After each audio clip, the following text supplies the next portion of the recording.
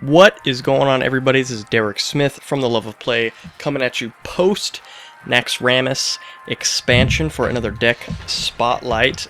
Today we're going to be looking at the Bloodlust Shaman.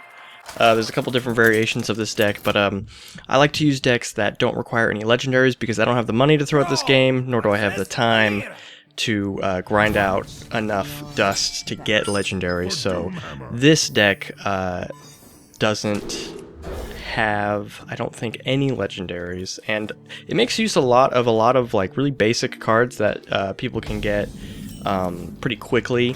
I mean, of course, you need just all the basic shaman cards first, but you can get those. And as you can see, I'm starting off here with the harvest golem and some of these new haunted creepers, which are awesome for getting bodies on the board because they stick and come back as 2/1/1s.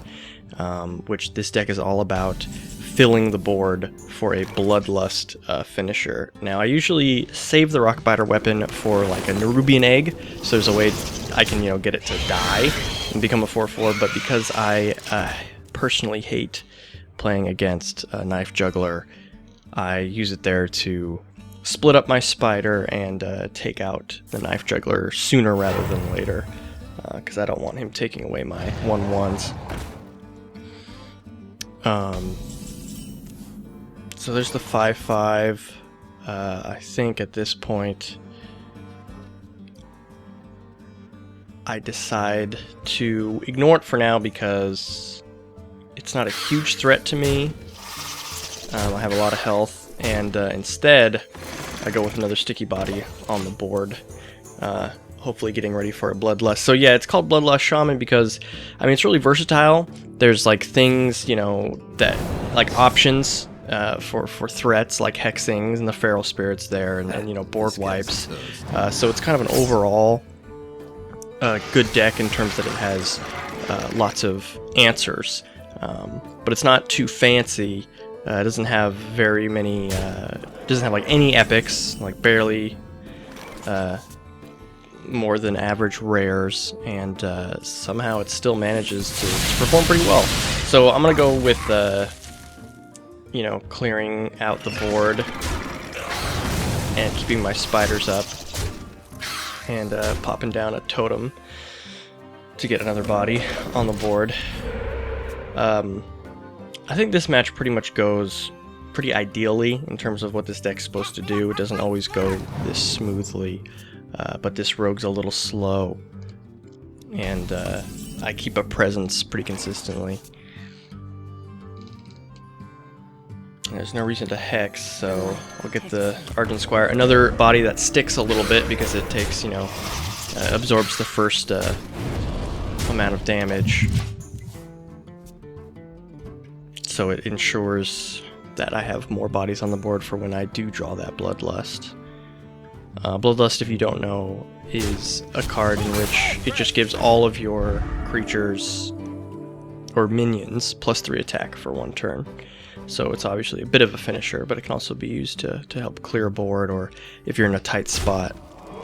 Now, it doesn't go for my minions, which is a bit of a mistake because there's the Bloodlust, and it only looks like there's 5 damage on the board, but 5 quickly turns to 20 when you have Bloodlust Shaman and enough minions. So there's the well played. And in an ideal world, that's basically how the deck works. But we don't always play Hearthstone in an ideal world. So let's move on to game number 2 against a warrior. So obviously I'm looking out for whirlwinds. Warrior's got a lot of good removal with its weapons. Don't think I'm going to need a clear. Earthshock's really good to have. Another really thing about this deck I like is like Gnomish Inventor is, as far as all the cards that you could possibly have in a deck, it's a pretty low-end card, but still this deck seems to work even with things like the Gnomish Inventor. Loot Hoarders, it's all pretty basic. But there's just so many ways to buff creatures that have 0 attack, like Nerubian eggs, whether it's the Flame Tongue Totem, whether it's a Commander of Argus, whether it's a Rockbiter weapon. There's just a lot of ways to get that Nerubian egg up. And I do run 1 legendary in this deck, and that is Baron of Rivendare, and it's not even in the original deck list, but I think it's too much fun to have Baron of Rivendare out and get 2 4/4s from a Ruby and Egg. But there's the Earth Shock, which is really key. It saved me a ton of times with this deck. Obviously, 1 damage is good for, you know, just having the hard removal of something, but it's the silence that really really shines with that card. It really comes in handy. So now we got another Armor Smith. Trying to be wary of him armoring up too much. Obviously I used the first Earth Shock, but I kind of want to hold on to that next Earth Shock in case I really need it for something, so there's the Rock Biter just to get rid of that Armor Smith, because we do not need that in our life. Almost Earth Shock the other one, but that would be a very poor mistake, although, you know, he's gonna probably just trade his 1/1 for mine, which isn't not gonna give me as much of a board presence, but I got rid of both the Armor Smiths and only got 2 armor out of it, so I'm pretty happy so far. But here he goes with his weapon. Taking out the totem, which is probably a good call. Maybe he knows I'm running Bloodlust and he wants to keep my board clear, making it harder for me to play that Defender of Argus with much value, so going for the card draw, getting the body out there. Sludge Belcher, another new card, fantastic card. The 3/5 taunt, and you get a second taunt once it's dead. It's kind of a fantastic card to silence, however, because not only does it lose the taunt, but it loses the second rendition. But for now, I'll throw another gnome out to draw, and I think I go with the silence, get that 2 damage through, and don't worry about the next rendition of that Sludge Belcher, because that would have been a bit of a brick wall for me to have to deal with him. And even though it's kind of scary to lose my second silence, I do have the Hex, which gives me, you know, a way to deal. Here's Death's Bite. Perfect response for my gnome. And then he gets some value out of his Sludge Belcher. Clears my board, so pretty strong move for the warrior. And then I go with the clear, because it's a little too much damage for me right now, and pop out the Harvest Golem. So when Death's Bite is destroyed, the weapon that the warrior has, it deals 1 damage to everything. However, he does destroy my Harvest Golem. The 1 damage happens before the creation of my next Harvest Golem, so obviously it survives, which is good to know if you guys have never seen that combo or don't know which one resolved first. Your Harvest Golems are safe. But there is the Creeper, which is great for potentially getting more bodies out there, because I do have the Bloodlust in the pocket. I just need the opportunity. Obviously he's at a bit of a high amount of health. There's another Death's Bite. Goes for the taunt, obviously, not much of a choice in that matter. And there's the Egg, one of the most fun cards to play in this deck. Plopping it out there. So many ways to get it to attack. Here's one right here. Defender of Argus. And a totem just to get more bodies out without spending the cards. So my board's looking pretty good. Although he's a warrior with 9 mana, so a lot can happen. And Brawl is definitely one of those things that can happen, kind of screwing me over, or at least my board presence. Fortunately though, Death Rattles still trigger, so I'm not looking too bad. However, he slams the taunt so that he has a perfect response with his Death Bite for killing the 4/4, and of course the 1 damage, resolving in a total wipe. So he basically wiped my board twice and armored up, so that's a well played for that move. That looked pretty clean, and it's very impressive. So here comes the Azure Drake, get that board presence back, draw a card, exactly what I needed, and a totem. Just when you thought you wiped my board twice, it comes back pretty quickly with three bodies, potentially more with the Death Rattle of that Creeper. And there's the Rag, so I basically have Hex in this deck because everyone's running Rag. At least I see Rag all the time.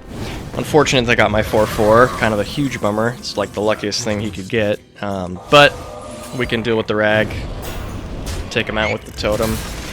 Get some more bodies down, and it's looking like I have enough mana for a double Bloodlust, so unless he gets a serious clear, what looks like 4 damage is going to turn into the win.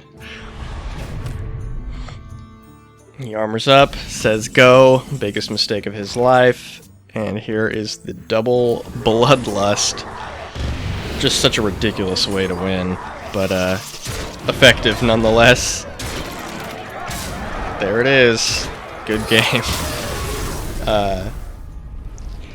You know, sometimes I feel like I never draw the Bloodlust in this deck, and then it pops up twice. Okay, so our next match is against a hunter. Looks like I kept him waiting a while with that opening hand, but I keep the Nerubian Egg and the Creeper. Lots of death rattle going on in that opening hand.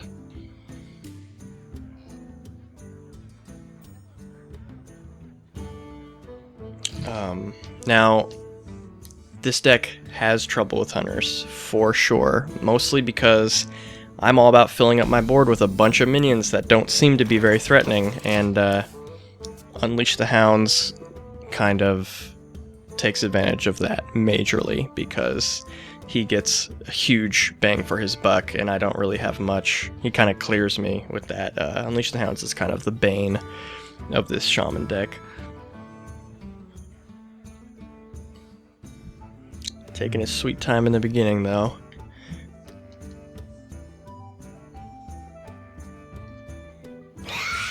Haunted Creeper. Really great for hunters, because it is a beast. If only those spectral spiders were also beasts. There goes the Nerubian Egg. Get it out early, because it's just going to sit there for a while. To my side. Really good companion to have gotten. Oh, and there's Baron. So we have a lot of death rattle we're potentially sitting on. And Baron, it's not really ever recommended in a Bloodlust Shaman deck to have him, but I noticed that as a 1/7 with that ability, he soaks up so much, you know, removal or damage. That's all stuff that's not going to my, you know, the spread out bodies that are actually more important, and occasionally you get a pretty sweet combo that is just too much fun not to play. I think we're about to see it here because I have the coin to get that rock biter weapon. So there's Baron. Coin to the rock biter, which will get my egg moving. So both will be thrown into the taunt, getting rid of the taunt and activating both death rattles for 2/4/4s and 2/2/1s, which is just awesome. Looks like I'm seeing double a lot here with the 4/4s, 2/1s, 2 lightning storms, and 2 fen creepers. But yeah, like, that doesn't always happen. You know, Baron doesn't always work out so perfectly, but at worst, he's pretty cheap, and like he takes a lot of like the soaking of the removal and damage, so that my multiple minions can live longer, and you know, I'll have the bodies there for a Bloodlust. So I really like him in the deck, especially with all the death rattle that happens to be in it. 4 1/1 spiders is awesome for this deck. So there's the kill command to take care of one of them, and then he's going for the face. Which isn't a bad idea because I'm already at 14. But I go for the clear here, hoping for 3 damage, and I don't get it, which is kind of a bummer. And then I throw Baron at the taunt. Probably not a good idea, I'm not sure why I did that. I think Baron's better to hang on to because I have the spiders on deck. Possibly a mistake, but we'll see. We'll see. Let's see what he's got here.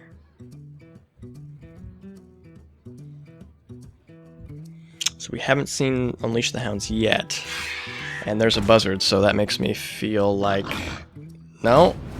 Oh, he's digging for it. He's got 3 mana. Is that it? It is not. He would have played it. Oh, he's digging for it more, but doesn't have the mana to play it, so I'm safe for now. That Unleash the Hounds Buzzard combo is just too vicious. Drawing your whole deck, basically, and getting a ton of board clear and just insane presence. There's another draw, so if he hasn't drawn hounds already, it's got to be close, because he's definitely got a big amount of card draw. There's the Hunter's Mark, so I guess attacking with Baron wouldn't have mattered anyway. Would have taken it out with the Spider. There he goes with all the pretty high value trades. Pumping up his Hyena. So there's the Flame Tongue, which is actually pretty key so that I can get rid of that Hyena without using the Lightning Storm, because there hasn't been a Unleash the Hounds yet. So I'll use that to get a few more spiders, and as much as I would love to hit him in the face for 6, if he does have Unleash the Hounds, which he probably does, or any beasts in general, that Buzzard is just going to ruin my life if I don't attack it. So my big creature might not last too long, but you know, gotta get rid of that Buzzard. Not really room to compromise there, in my mind. But my board's looking pretty good, and there's the Hounds, so this is gonna hurt. See where he goes. I assume he's gonna trade 2 for the 6/2. Really good value. Pumping one up, so now, yeah, he doesn't even need to... Oh, perfect. Yeah, he goes straight for the Flame Tongue, which is a really good call. And then gets the value out of the 4/2, and I assume he'll just hit me in the face, because the 1/1s aren't, yeah, much of a game changer. Especially with his taunt out. So now his board's looking good, and mine's looking pretty pitiful. I do have a clear, and some taunts. It looks like I go for the clear, hoping for 3 damage. Again, kind of screwed, but luckily I have 2 1/1s to finish up that clear, and I do have card advantage now, plus maybe some more with that loot hoarder. So trying to get the board presence. I have a lot of bodies potentially in my hand with the 2 feral spirits and the creeper potentially turning into 2, so could set up for a good bloodlust finish. But let's see what the hunter's got up his sleeve. Going with the flare, so he's digging, but he's certainly got the mana for it. Animal Companion, he's looking for taunt, and he gets it again. And now it's definitely a ticking clock here. Don't really want to deal with that taunt. It's gonna take too long, so hexing that. Although it could regret the hex. And then I go with the totem again. Also, maybe not the best play, but I'm worried about running out of cards. And ooh, and that is a great thing to be hexing, if I didn't already use it. But he's been pulling some really powerful beasts late game. Azure Drake's a good card, but I need the taunt because I am very close to death here. Now I'm thinking about... Well, first playing the Drake, but I'm thinking about just attacking into that beast just to dig for that Bloodlust, because we have a lot of bodies on the board, and it could potentially finish it. So, hoping for a Bloodlust, not getting it. And that's one of the most frustrating things about playing this deck, when you don't get the Bloodlust, but that's how it goes. Still looking okay. The taunts are keeping me in it, and I do have a good amount of spell power. Well, it looks like I'm not playing Bloodlust, even if I do draw into it, seeing as loath ends that possibility. And there goes one of my taunts, so something needs to happen soon. Defender of Argus is actually a great pull, giving me some more taunts, keeping me alive. And I guess I would play that Gnomish Inventor, hopefully finding that Bloodlust. Drawing into it. Earth Shock, unfortunately. A good response for the high main if it survives. You know, the 1 damage would kill it off, and the silence would ensure that he doesn't get the 2/2 hyenas. But right now I'm deciding whether or not I even want to attack into his creatures, or just go for the face. Looks like I go for the face, because if I do pull the Bloodlust, that's definitely good game. even if he kills a few of my creatures.